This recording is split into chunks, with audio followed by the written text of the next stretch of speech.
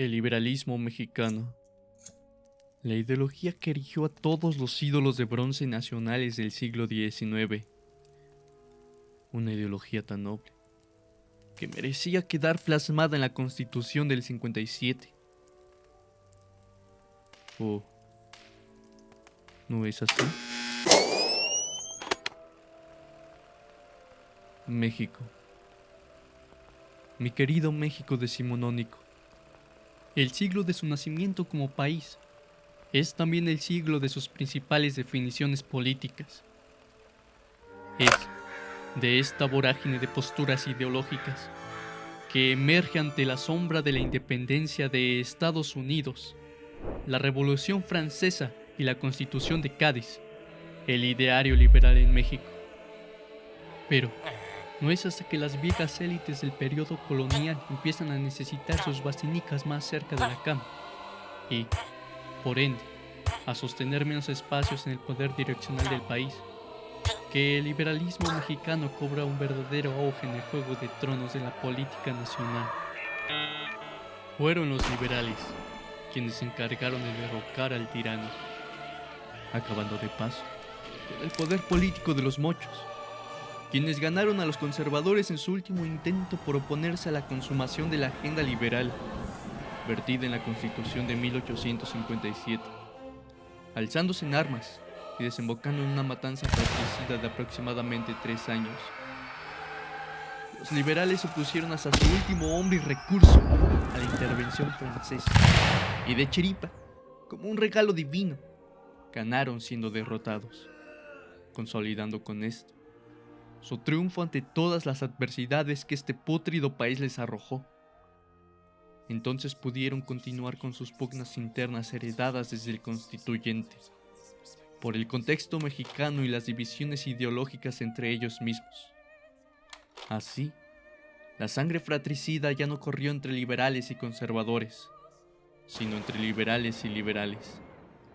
Y la figura de un héroe desgastado fue reemplazada por la de un nuevo héroe condecorado por su patriótica defensa en contra de los franchutes, asegurando, nuevamente, la victoria liberal, victoria que, después de un periodo de disputa político-militar, esta vez traería la paz durante 30 años, la Pax Porfiriana. La forma que el liberalismo encontró para poderse hacer del poder fue la clásica de México: abrirse camino por medio del plomo. Así, en 1855, bajo el Plan de Ayutla, proclamado un año antes, Juan Álvarez e Ignacio Comonfort vencen la despótica dictadura de Su Alteza Serenísima, con la intención de convocar un congreso extraordinario para construir las bases constitucionales de una república representativa popular, objetivo que es llevado a cabo por Juan Álvarez, proclamado presidente interino una vez Santa Anna fue depuesto. Mas gran parte de la élite liberal, no conforme de que un defensor agrario de Guerrero ocupara el cargo presidencial mientras el proceso constituyente se llevaba a cabo, bajo la presión de aquellos, dimite, y el puesto es ocupado por Comonfort. Las bases legales que cimentarían esta nueva etapa de la vida paupérrima de este estado recién nacido son conocidas como las leyes de reforma. Las que más destacaron fueron la Ley Juárez, la Ley Lerdo y la Ley Iglesias, quien diera la última razón para que estallara la revolución de los conservadores. Estas leyes comenzaron en el periodo de Álvarez, continuarían hasta el periodo de Juárez. Tan importantes son que su nombre lo cargan con orgullo calles, avenidas y colonias. Y esas loables leyes buscaron erradicar los fueros a la iglesia y a los militares, regular los diezmos a las clases ministeriosas, disminuir hasta el punto de desaparecer la propiedad de las corporaciones, lo que significaba que la iglesia tendría que vender gran parte de sus propiedades. Pero no solo la iglesia, sino también las comunidades indígenas, quienes a mirada de estos señores de ciudad trajeados no harían mejor uso a la tierra que un pequeño propietario. ya que el ideario liberal sobre la propiedad de la tierra no buscaba nacionalizarla, sino desamortizarla para que perteneciera a la propiedad privada. Y si era necesario, usar todos los medios posibles para separarlos de la tierra, porque este es el paso fundamental para la industrialización de cualquier nación, y se llama acumulación originaria, y en México es conocida como Ley Lear. Los reformistas liberales buscaron hasta las últimas consecuencias eliminar el control que tanto la Iglesia como el ejército tenían sobre el país, concebir al individuo como el único garante de derechos y convertir a la población mexicana en pequeños propietarios, implique lo que tenga que implicar. Su modelo de ejemplo era el industrial de Estados Unidos, y emularon el sistema de forma casi impoluta, con la esperanza de obtener el mismo resultado aquí, en la tierra del maíz y el nopal. Pero, como un artículo de Don Simplicio lo haría notar, he aquí la teoría, pero mi simpliciana persona nota, y no sin profunda satisfacción, que hoy que tratamos de imitar de buena fe las instituciones de los pueblos civilizados, lo hacemos de un modo tan chusco que siempre pasarán nuestras imitaciones por rasgos originales en el extranjero. Y tal vez ese fue el principal problema que el liberalismo mexicano tuvo, como gran parte de todas las ideologías y filosofías que han tratado de entenderse en su marco teórico, sin contemplar las condiciones materiales de este país, que el análisis abstracto de sus ideas es ciego a los verdaderos problemas materiales de México.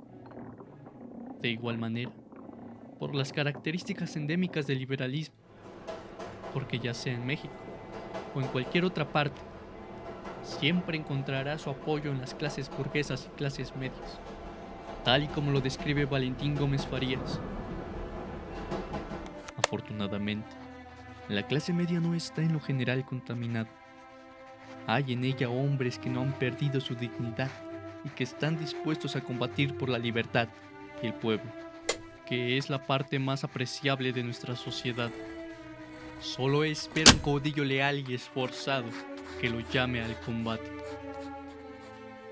Este tipo de problemas se hicieron más presentes en el Constituyente del 56, en donde se puede entender mejor la forma más común de definir al liberalismo mexicano, en su dicotomía de moderado y puro, entre tibios y radicales, en donde para los primeros nunca era tiempo para llevar a cabo cualquier reforma, tal cual lo marcaba la agenda.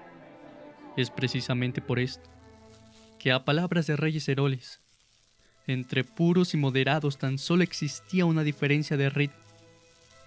Después de todo, consiguieron hacerse de un país cuya estructura es una frágil casa de naipes, de la que su base se encuentra en la iglesia y el ejército.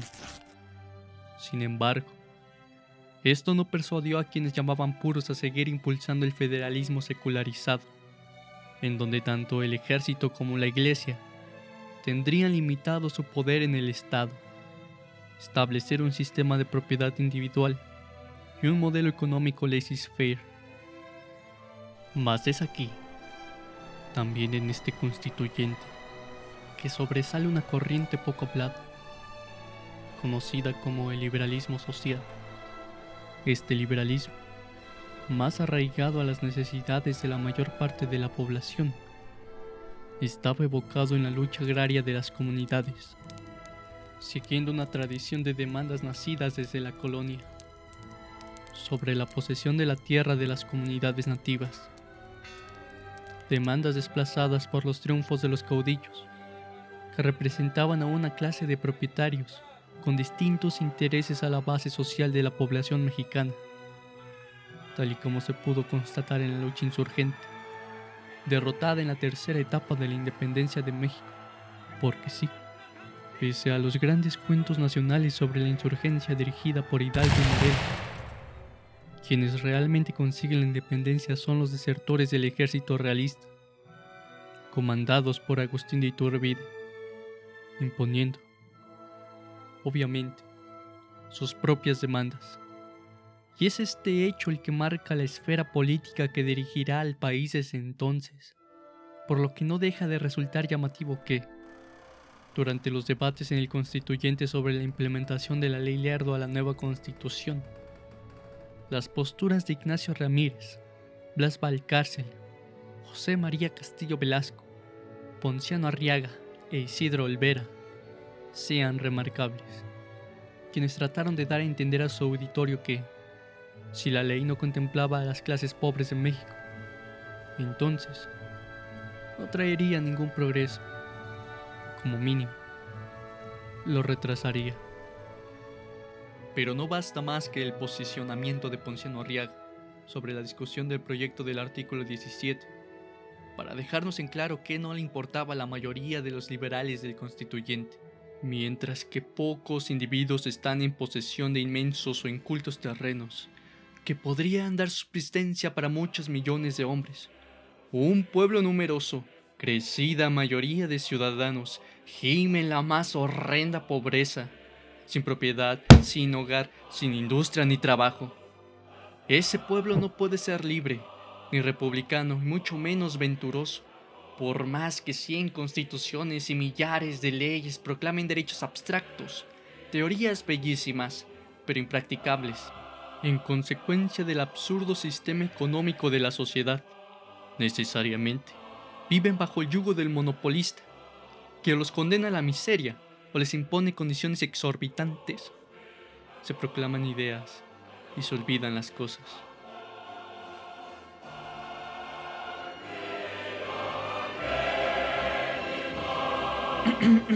Pero estas ideas todavía tardarán unos cuantos años más en llegar.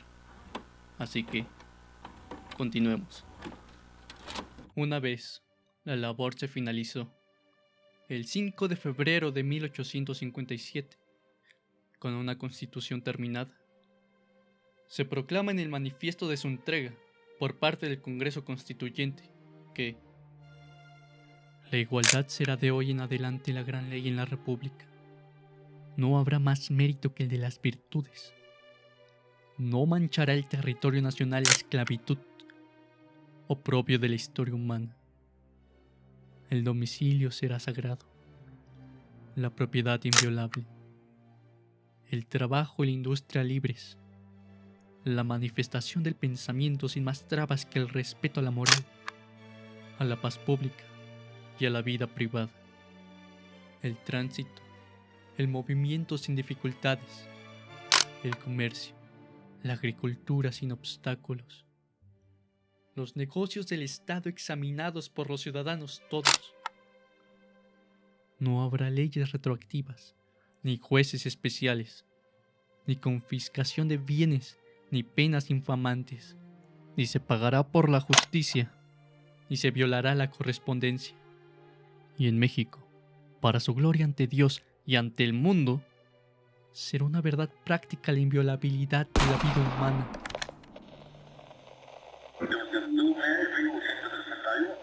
Hoy fue un día soleado en el Distrito Federal.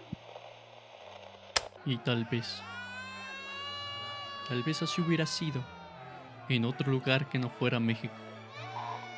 Pero esta constitución, que no contentó ni a los moderados ni a los puros, constitución a la que Ignacio Comonfort juró lealtad, para después desconocerla junto a Félix Zuluaga, firmando el Plan de Tacubaya, plan que inició la Guerra de Reforma, conflicto que gestó la posterior invasión francesa.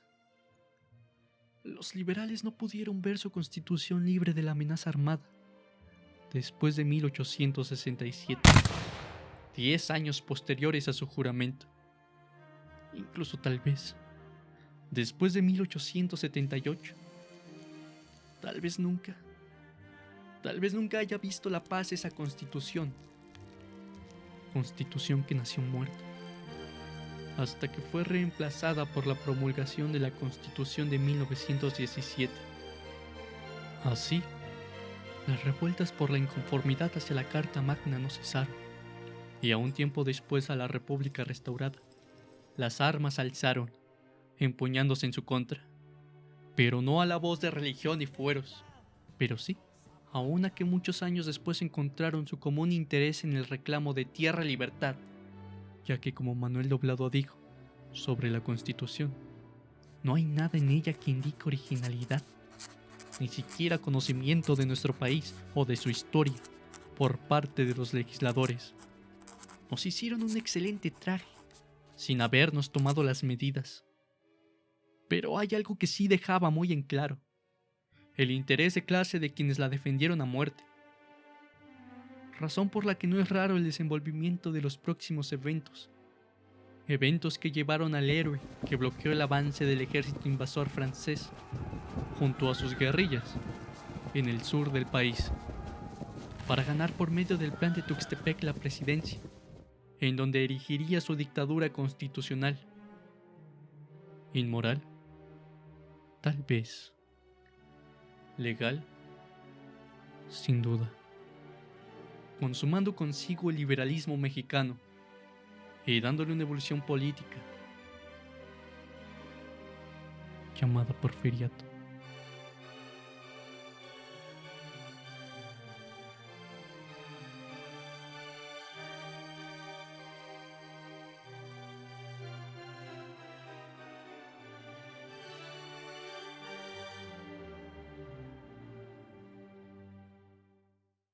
Bien, al fin llegamos al final del video, así que si te ha gustado el contenido, agradecería mucho que te suscribieras, le dieras like y compartieras el video. Y si te ha encantado, agradecería demasiado que me apoyaras por medio del Patreon o el PayPal. No me gustaría que me corten la luz, así que hasta la próxima.